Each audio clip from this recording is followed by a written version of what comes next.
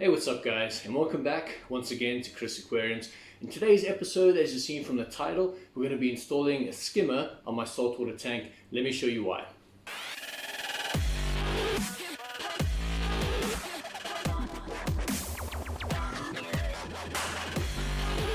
So take a look at the saltwater tank.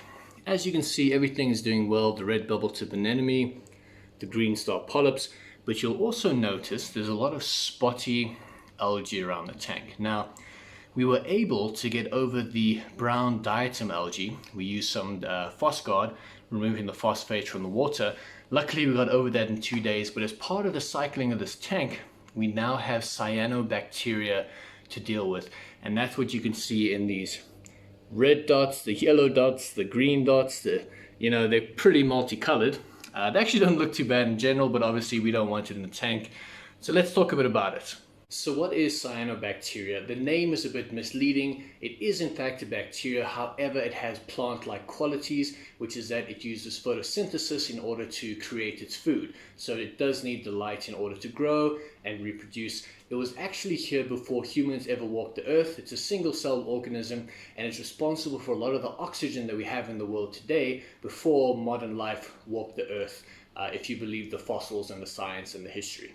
But more relevant to our saltwater tanks, where does it come from? What causes it? Why is it there? It's kind of a natural progression that you get in the cycling of your tank. Diatom, brown algae is kind of the first. This is somewhat the second. The reason that it typically comes into existence is when you have high phosphates and nitrates. And you usually get that once you stock your tank and you end up getting a higher level of nutrients in the tank. So for me, in the past, nitrates have never been an issue because I've had freshwater tanks. And let me show you exactly why that's never been an issue. Sorry for the glare, but this is my 100-liter freshwater angelfish tank. As you can see, the plants in here, specifically the jungle val, are growing like crazy. Nitrate is the final form of ammonia, which is the waste that goes in your tank. It eventually goes into nitrates, which can be absorbed by the plants and taken out with water changes. For me, I've always had a lot of plant activity in my tank, so it's really not too big of an issue. I can also do huge water changes to take it out whenever I need to. Salt water is a little bit more complicated, but the same thing goes for the pond.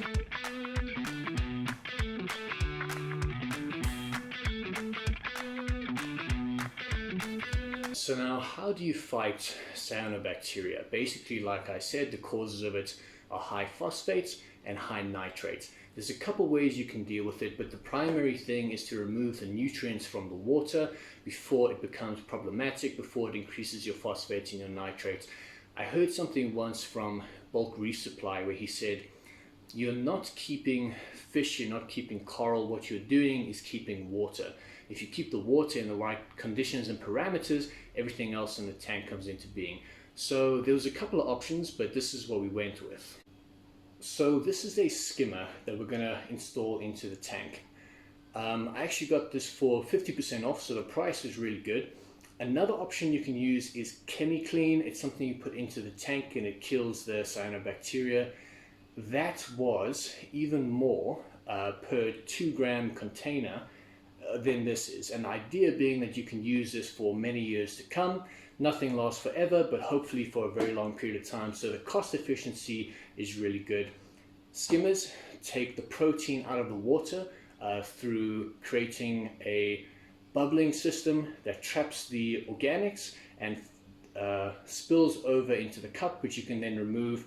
What it says here is it can remove up to 83% of the organics.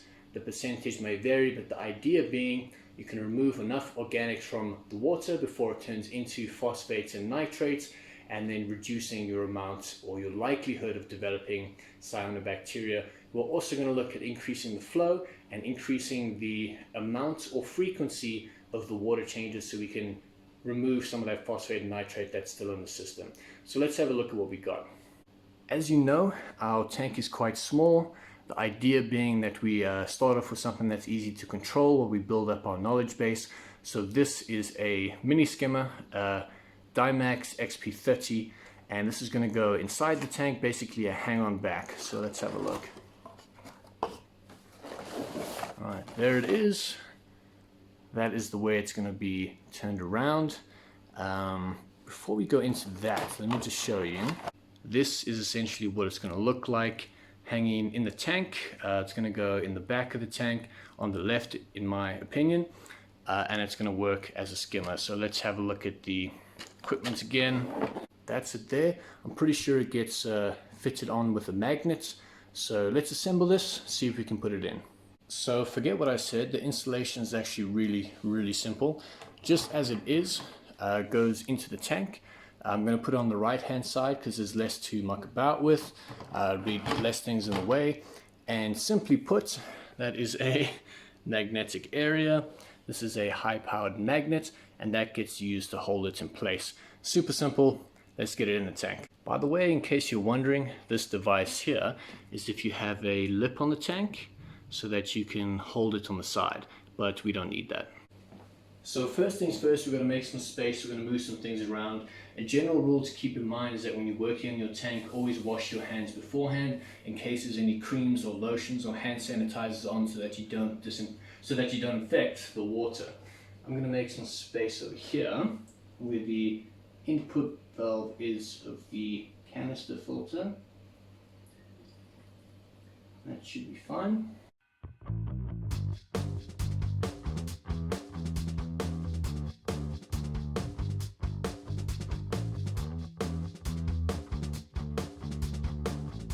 Perfect. Oh, that's a strong magnet. Okay, and it's that simple. Couple things to keep in mind before we turn it on. First of all is that you should have a drip loop in the back, which is little loops so that if water runs down it doesn't go straight to your plug. Second thing to keep in mind is that a skimmer, as per the instructions, typically has about 3 days before it starts working correctly. It says 48 hours to 3 days, so before it starts skimming to the point where it flows over where you can actually use it, it has about a 3-day lead time. That's the second. The third thing is that this is not a solution in itself. This is a means to an end.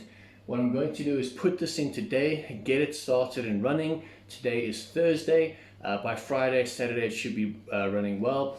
I'm also going to be doing, first of all, a manual removal of the cyanobacteria using a toothbrush or a paintbrush, whatever the case, scraping it off with the rocks and the substrate. Then doing a water change with a siphon to make sure that whatever you've scraped up is taken out of the tank. Lastly, of course, doing a water change and keeping the waters in the right parameters. This skimmer is only going to help to keep the water in the right parameters, but it's not the entire solution. Proper tank maintenance still has to take place. But let's turn it on.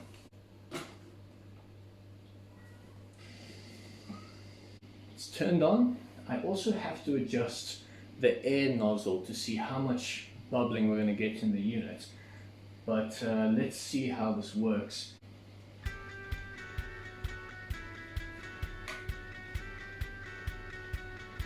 Okay, so if I look in from the top, I can see the bubbling taking place at the bottom of the cup. I can only imagine that, as it says, it'll take 3 hours before it starts foaming. And I'm going to guess it's going to start working from there. So let's see how it goes. As you know, if you keep in touch with the channel, you'll see the future videos and how it works out. There's the bubbling starting to happen, starting to slowly fill up the cup. Looks like it's working.